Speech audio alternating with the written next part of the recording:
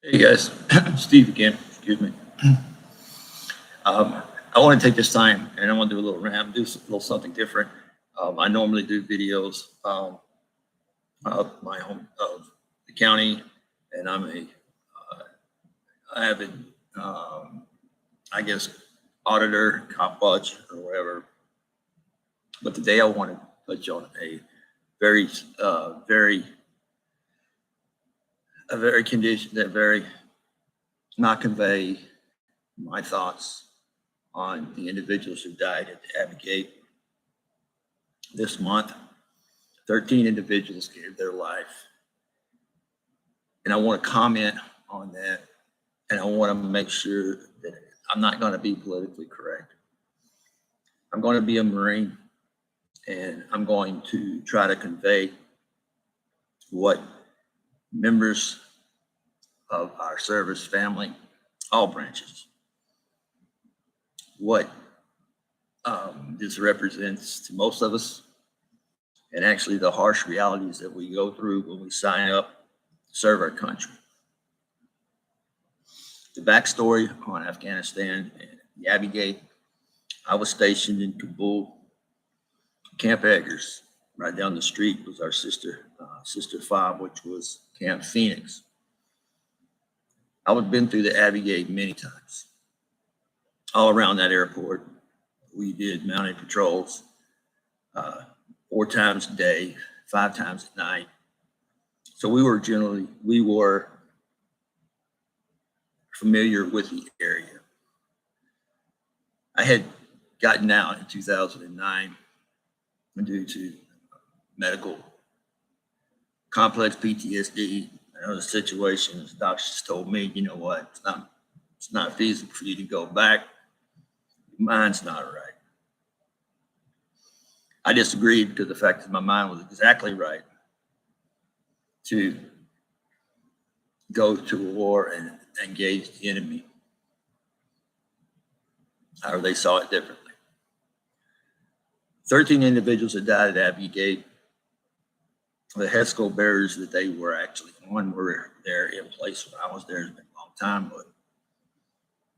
and these individuals all died trying to evacuate Afghan civilians who had proper paperwork. The medic, the female, I believe her name is CC, I believe, she was actually grabbing kids over the HESCO barrier to save them individuals. 10th Mountain Division was actually the unit that was in charge. That was the unit that I was assigned to.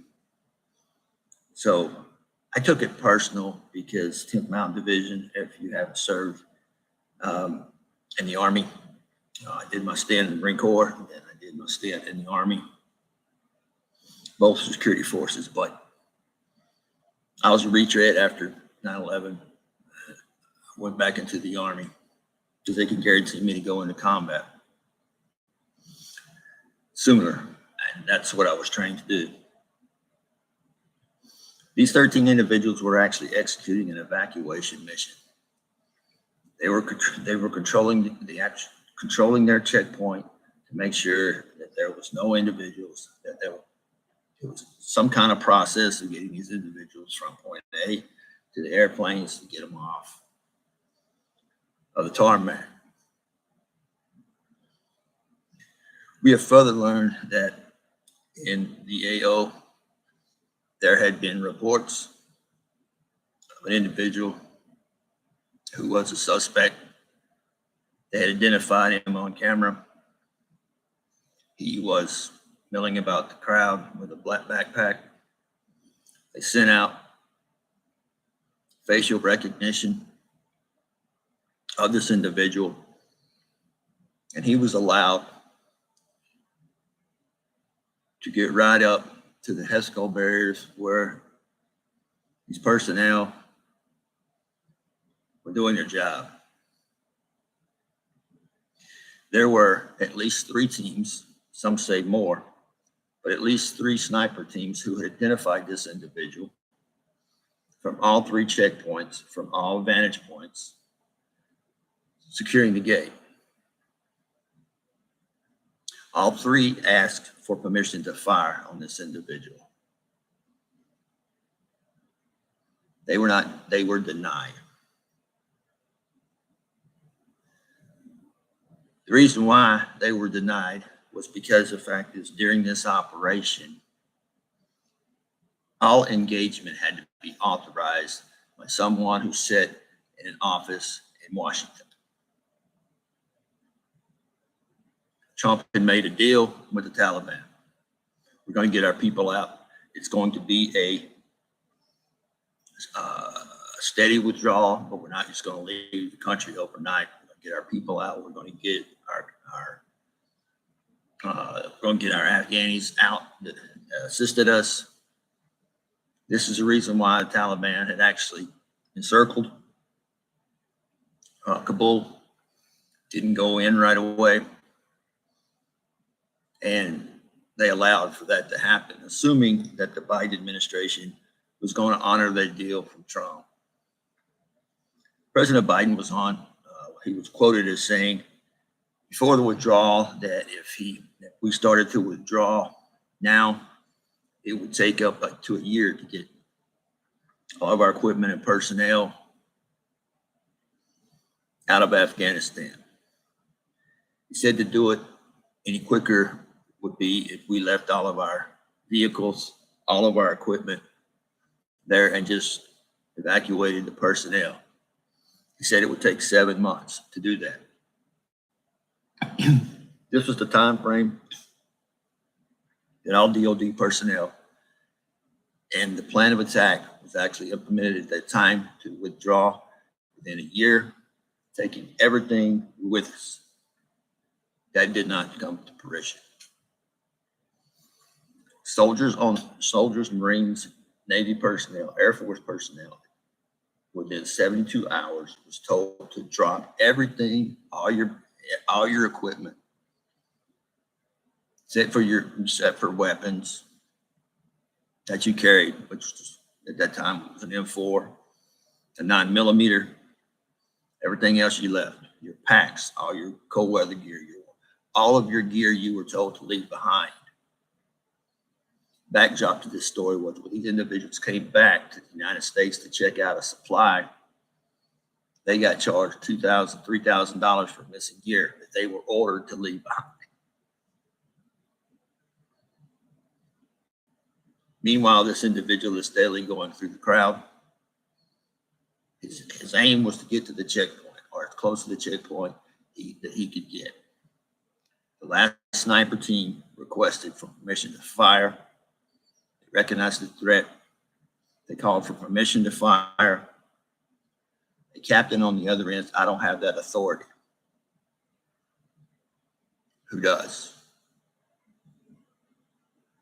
It's a question I want to ask. Now, these individuals who are on these HESCO barriers, they were unaware of the threat. They were unaware of who they were looking for, whatever their job, their mission that day was to escort personnel and control the control point so it doesn't get run over by a bunch of Afghanis trying to flee the area. American soldiers and these 13 Marines, 13 service members, one was Army, one was Navy, and the rest were Marines.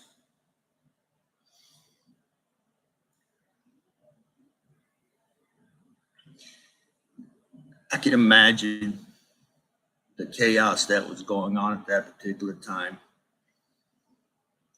And these individuals who were on top of these HESCO barriers and that were actually looking out for control points and actually looking out for observation posts to see if an Afghani was turned away, they didn't have the proper paperwork, they would turn and go back just to be murdered by the Taliban in front of American personnel. I don't know about you, but having any branch of service have them stand down must have been remarkable. To look across 100 yards and see the people you just turned away get brutally butchered, shot, butchered, raped in front of you, and you have to stand down, There's nothing you can do. When this individual approached the HESCO barrier, he blew. We'll never know exactly how many Afghanis were killed from the explosion, how many were killed on the spot by the Taliban. Numbers range from 250. I'm sure that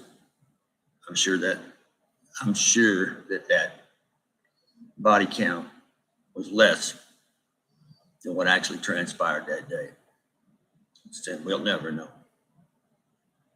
What we do know is 13 service members were wounded, mortally wounded, along with others. One story of a Marine who lost both of his arms testified for a congressional hearing. Said he crawled back to safety. He would pass out periodically, but he was crawling back through the Abbey gate. The reason why this individual wasn't shot and killed by the Taliban is because they honored their agreement not to shoot any American personnel during this hiatus. This was all called by the Biden administration call. We know now that Vice President Harris was involved. She was the last one in the room, and then she gave the nod to go ahead and evacuate. Without military that was on the ground, any opportunity to plan for the evacuation.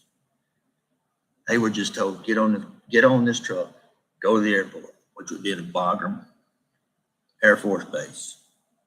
It's about an hour and a half drive from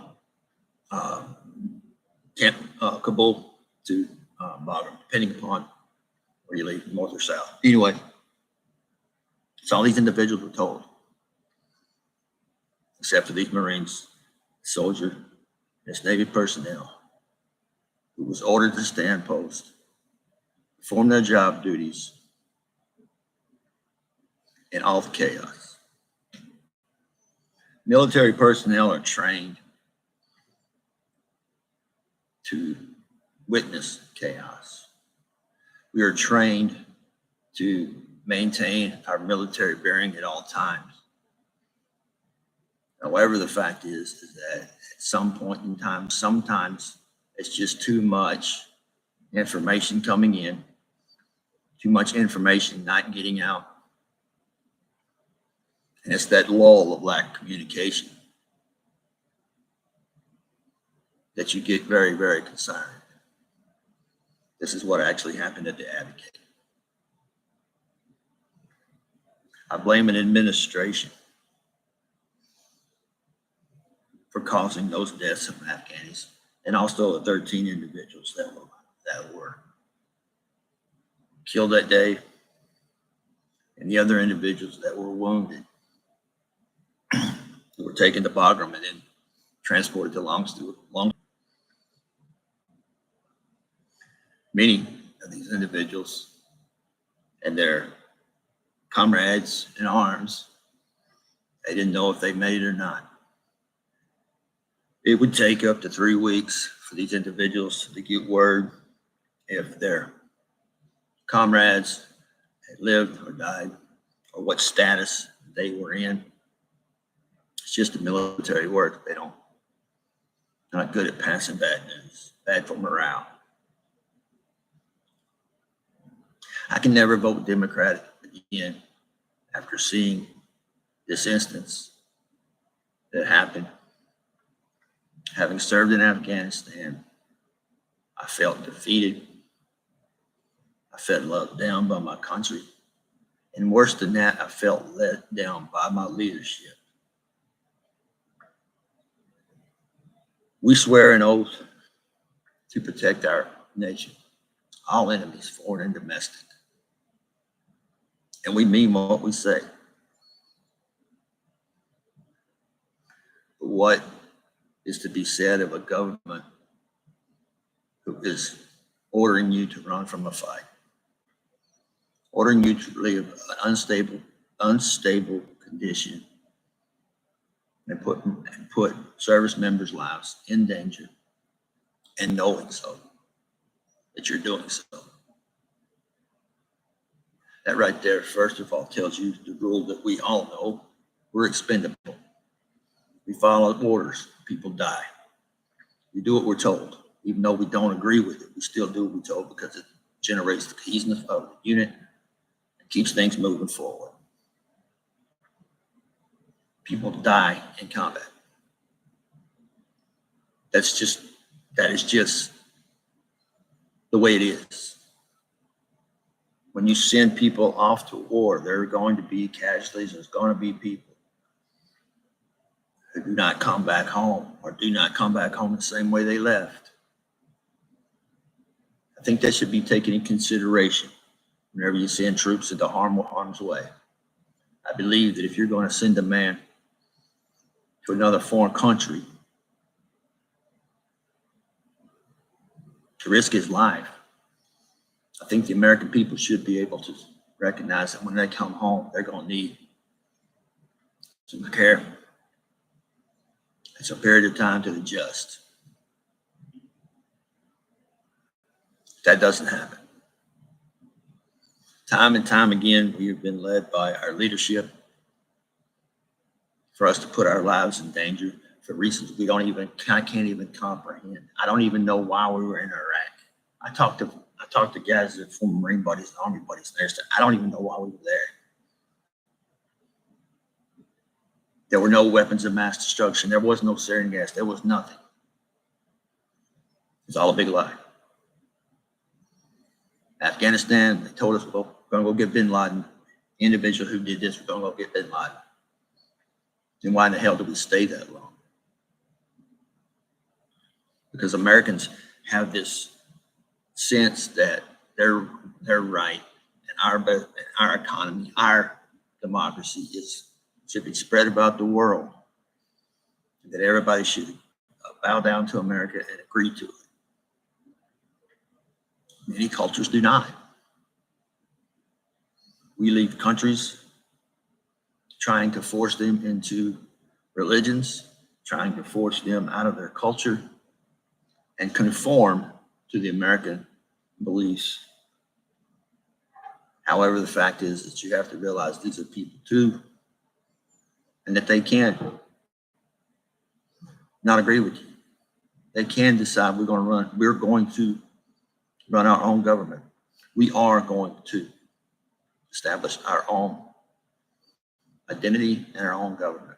Good, bad, indifferent, it doesn't make no difference. But we do not have the right to go over and tell them that we're going to change their government without proper elections. We have a CIA who's been involved in all coups that the person who's running who will say they support America. America can support them with money and all the information or whatever they can to win the election. They basically hand the election over to them, and then they go back and say, we're going to do things our way now. People don't stand for a propped up government. They can see it a mile away. But I digress. We also have a situation in my lifetime that happened called Benghazi. Some of you remember it, some of you don't. There's not a single American soldier who doesn't know what happened in Benghazi. Our country allowed an ambassador and 4 individuals to be killed and dragged through the streets while they were being defended by a group of armed personnel who actually were delayed in getting to the scene. Because why? They were waiting on the man sitting behind that desk in Washington who had no access to information, did not know what was going on in the ground, had no sense at all of the environment that these individuals were subject to. we allowed foreign agents to kill the United States ambassador. That used to mean something. In Rome, they said that a Roman could walk across the territory wherever he wanted to go. He would have the full weight of the Roman Empire behind him. He didn't mess with the territory wherever he wanted to go. He would have the full weight of the Roman Empire behind him. He didn't mess with them, because if he messed with them, they would have come in, they would have taken everything. They were going to annihilate you just for messing with a Roman. So I find it hard to accept the fact that there are individuals who are going to serve, who are going to send us into harm's way and have no idea what they're sending us into. I am personally tired of the fake motto. Marines call it fake motto. It's like all this hoorah bullshit. Let's go get some. Let's go get all that shit order. Well, then pack up your shit and go. See what it's really like. Instead of sitting back and talking about it. Go see. Go sit down and talk to a veteran. See what it's actually like. See what he went through. She went through. But I'll guarantee you won't be able to understand it, because here's the reason why. Because when a veteran explains to you what they went through, you're going to just see it in black and white. You don't have the emotions. You don't have the sound. You don't have the explosions, the sounds, constant gunfire, radios. You don't have all that shit. Somebody in there screaming where in the hell you need to be, where you need to get there, whatever. Then you analyzing if you're going to be able to get there quick enough. Who needs support first? In the Marine Corps, somebody's wounded.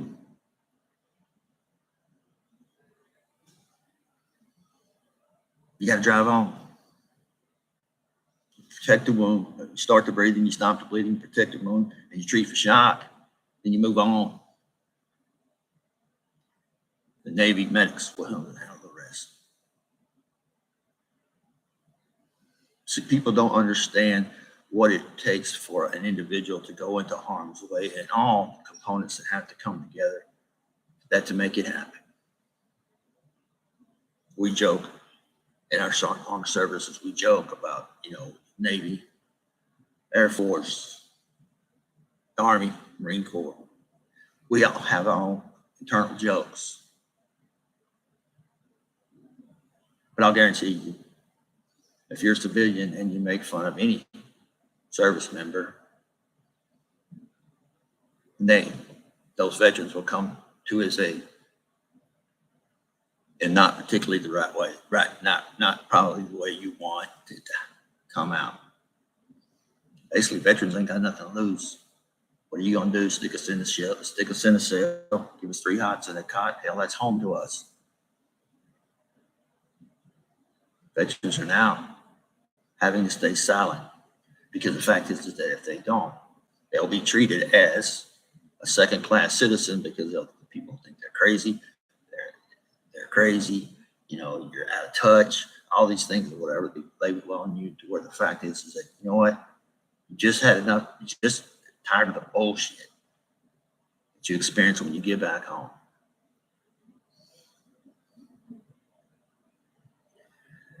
There are many instances where the Democratic Party have made statements. Hillary Clinton, congressional oversight hearing, she stated, "What difference does it make?" when asked about Beirut. Her answer was, "What difference does it make?" Because somebody decided to shoot up. It makes all the damn difference in the world if you are an American citizen and you're having to defend a flag, an ambassador, and all of the civilians that are actually working there. It makes a difference. And for someone to imply that it doesn't, then you have to ask yourself this question: why do I want to go and serve these people, take care of what they deem necessary to fight for freedom, and they sit back, talk about it? I don't know. I don't know the answer to that question. You ask veterans today, they're all just one question, they'll actually keep going. Was it worth it? Was it worth it? When you look at this current political situation right now, you question yourself. You question yourself because the fact is that, is my government going to be behind me when I go? Right now, we're supporting Ukraine, sending all this money over there. I get it. Russian invaded them. I understand that. But as an American citizen, I want to see a progress report on what you're actually accomplishing with us sending these weapons downrange. How has it benefited you? What ground have you gained? What's your plan? What the ultimate goal is? And actually, how are you actually going to fulfill your ranks? Because if people don't understand it real quick, this administration, Ukraine, is not going to go down, even if it requires boots on the ground. Many say, well, send in NATO forces. Well, Ukraine is not even part of NATO. So guess what they're talking about when they say boots on the ground? Good old United States of America. Marine Expeditionary Force will be the first ones on the ground. As soon as they take the ground army, come in, they set up their operation post. Next thing you know, full out board, just like Vietnam. I joined to serve the military out of respect for one group of people only. That was Vietnam veterans. Because the fact is that I realized early on, after reading and doing research, I wanted to find out why they were sent. Why did it take them so long? Why did we lose? Same damn thing that happened to Afghanistan. I served because those people decided that they were going to go. Even if they were drafted, they said, hell, let's suit up, show up. And we left Vietnam in the same way that we left Afghanistan. It's not a win, people.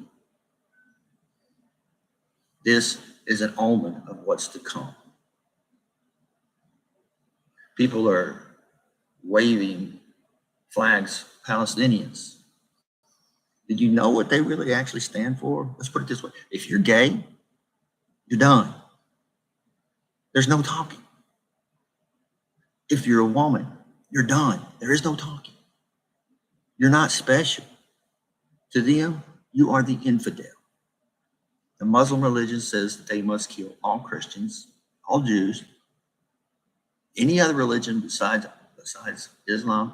They want to annihilate you, and they come out and say so. Yet we support Palestinians, and we have individuals who believe in some la-la land. We can just all get along with radical Muslims. No, we can't. I have people that are from Israel or have their roots that are Jewish and actually have went through the Holocaust. They've been through all this. They deserve a piece of property where they can actually sit and not be bothered. But we forget about one little detail here. Palestine drew the first blood. They came in, murdered innocent people, and took hostages to further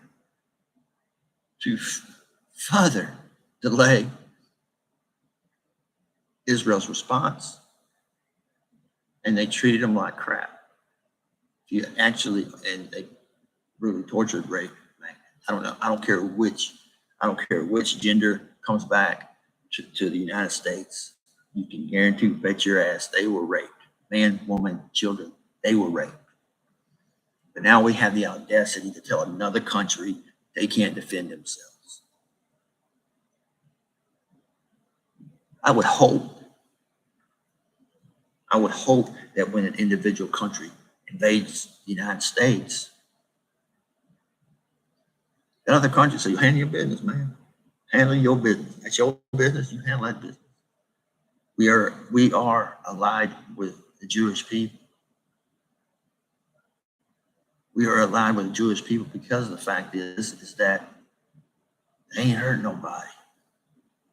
And anybody mess with Israel, you know what's coming. Now we have individuals praying for Palestine because there's a famine, there's all. Well, guess what? That's who you voted in power. That's who you supported. That's who you wanted to run your country. Now you're paying for the decisions these individuals make when you knew all along where they were going to go.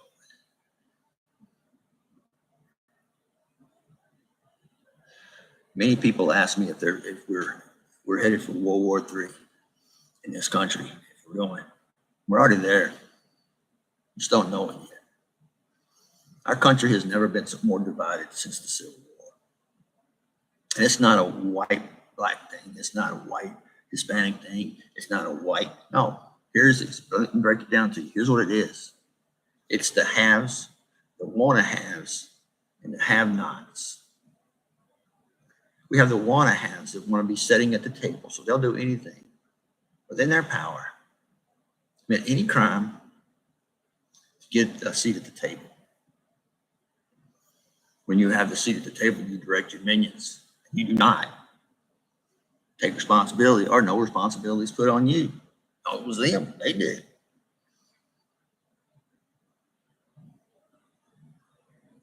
I am sick and tired of Congress having oversight committees, having all these committees, generally actually pointing out the crimes and the crimes that these individuals have committed, and no charges. Nothing happens to these people. So I'm left to believe that this is that the individuals who are doing the grilling or whatever, it's just a play. It's a free media ad for their reelection. They get their names in the paper. And the fact of the matter is that a lot of people, they go to vote and they don't recognize, I know his name, and they'll vote for him. We have a suspicion can be proved that we have illegal voting, and fraudulent voting. We have had states come back and said, "Oh, you know what? This wasn't right." But they still verified through their electorates to have these individuals elected. I don't mean to get off on the Trump train. I don't mean to get off on the Biden train, because right now I just ask myself, ain't we got any better? Don't we have anybody better? Trump's method of operators right now is the fact is that he's pissed. He's pissed off at the establishment. He's pissed off at these individuals because they tried to take him and his family down. He's pissed off, and he is getting off message because the fact is that he wants to take everybody down that went after him. I get it. But Mr. Trump, we don't need you to get in there for payback. We need you to get in there and run our country. We need you to surround yourself with smart people like Tulsi Gabbard, Nikki Haley, these individuals who have been there, done that, and got the T-shirt, and actually have knowledge of these independents and these individuals that we're negotiating with. When Trump stays to his message, whenever he stays and basically says what he's going to do when he gets to be president, that is his platform. Stick to your platform. When you get off attacking people, then people lose interest. People lose that. Trump is a harsh, brash son of a bitch. But that's what we need right now. And the tales of the mafia. I'm not a mafia, but anyway, in the tales of the mafia, you had what you called a wartime consigliere, then you had a peacetime consigliere. Peacetime consigliere, he negotiates all the deals. It's peacetime, and everybody, and he maintains the power of the family through negotiations, through deals, no deals, whatever. But when wartime comes, they put that consigliere aside, and they get a wartime consulary, and it's time to go to war. And that's what they do.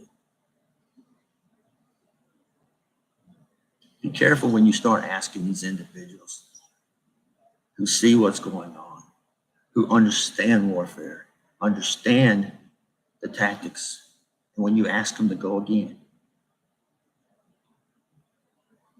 Used to be we never would have, that never would have been a question. Hell yeah, let's go again.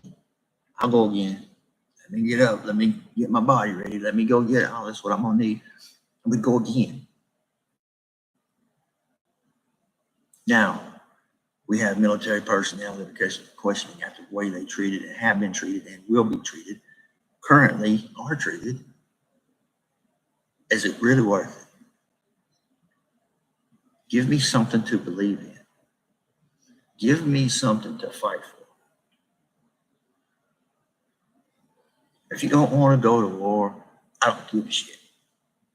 If you want to talk about another way of living, and you want to talk about it, go find a country and go there. But here's the last scenario I want to tell you. This kind of breaks it down like a shotgun. I'm a firm supporter of the 2A. Reason why? Because I want to be able to protect myself and my family. I can't rely on the law and order to be there in time. I can't rely on the laws practicing our justice system to punish criminals. I can't rely on that. All I know is that right here, right now, I've got to save myself and my family. And I have people who are telling me that I am wrong in these beliefs. Okay. But don't be coming to us whenever there is a mass shooting. Expect us to save your ass. Don't expect us to defend you. Because for all we know, well, you shot a gun, now I'm going to file a lawsuit because I can't hear. Save your damn life, son of a bitch. I ain't going to put myself through that drama. Protect me and mine, son of a bitch. I ain't going to put myself through that drama. Protect me and mine and anybody else who wants to protect me and theirs. But don't get it twisted. At some point in time, you're going to have to fight for something, whether it be high school or whatever. You're going to have to stand up for something and say, this is worth fighting for. We are incapable of doing that now. We have a generation of individuals who grew up on video games and think that's what it's about. Well, I'm telling you people, in a firefight, a mass shooting, you don't get three lives. And unfortunately, it's going to take the realization of bad times, hard times for us as American people to make a decision what's worth fighting for and what's not. I am appalled at individuals who talk about veterans like they know what the hell they're talking about. I'm appalled by people who actually tell me what I can, what I can't say, or whatever. I fought for the right to use my Bill of Rights and my Constitution. Don't tell me no different. Don't tell us any different. Because there's one little piece of information, and I'll close with this. One day, it's coming pretty soon. One day, you're going to need that old broken down veteran to tell you what it takes, to tell you what you need to do to save your ass, tell you what you need to do to save your family's ass. Just hope that they'll be there. Just hope they'll offer up assistance to you. And after all the crap that's spouting out of your mouth, then there's a lot of individuals who don't give a shit if you live or die. And this is what war comes to. You have to make sure that you understand that people will die. This government that we are currently running now, people have died. Benghazi, Afghanistan, Beirut, all these places where we risk our lives or whatever for a politician. They don't give a damn about us when we get back. But ask us to stay patriotic. Give me something to believe in. Why do I want to be patriotic? Why do I want to be patriotic and stand for the flag whenever I don't even know what the hell the flag stands for anymore? I've got individuals who are elected office who won't even salute the flag. I got individuals inside the office that want to put up a gay flag and a Palestinian flag before they'll fly my flag. And yeah, it's my flag. I earned it.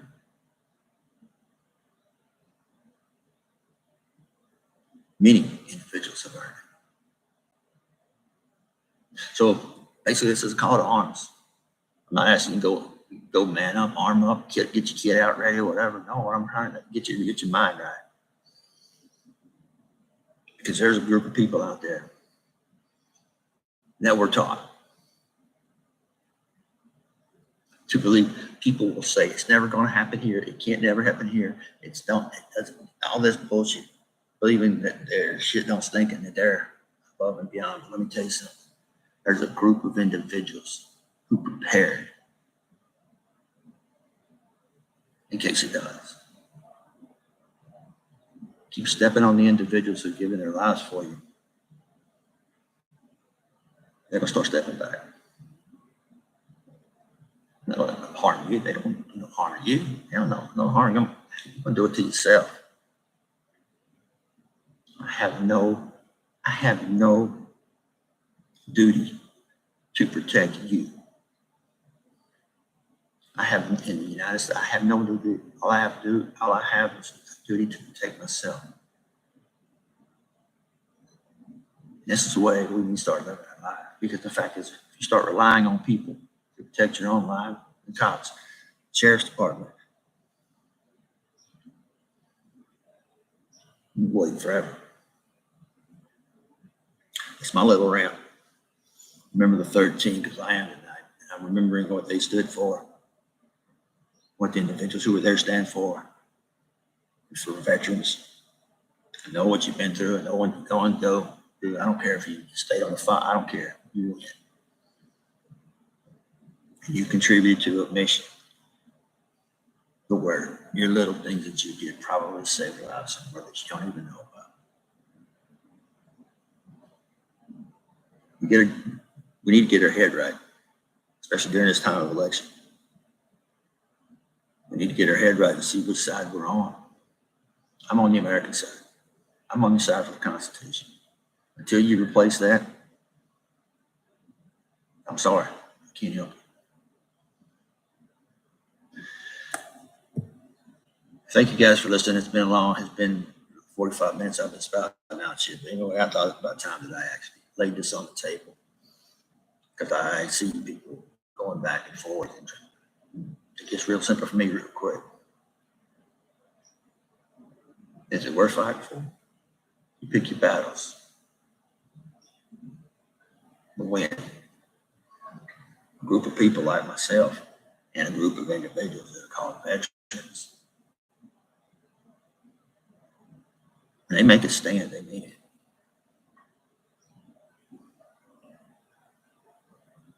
Thank you guys for listening.